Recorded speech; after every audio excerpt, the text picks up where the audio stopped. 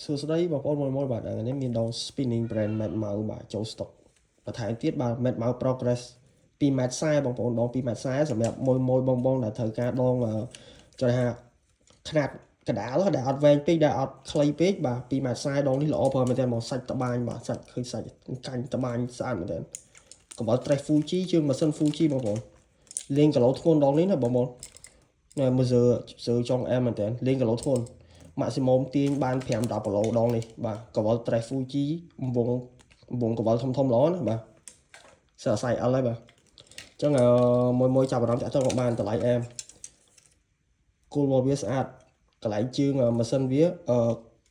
ពីគោលបាតក្រោមមកដល់កន្លែងជើងម៉ាស៊ីនវាគឺវែងល្អបងប្អូនវែងល្អជើងម៉ាស៊ីន Fuji ណាបាទសាច់ត្បាញស្អាតបងប្អូនលេងគីឡូធ្ងន់លេងទឹកសាបទឹកពីអីមកអែមមកបងប្អូនកង្វល់ Trace Fuji Mad Mouse Progress សាច់ត្បាញកាញ់ពីគោលដល់ចុងបងប្អូនសាច់ស្អាតណាបាទសម្រាប់តម្លៃបងប្អូនអាចជួយឆាតមក Page Facebook Telegram ឬក៏ឆាតមក TikTok ផ្ទាល់ក៏បានអត់បញ្ហា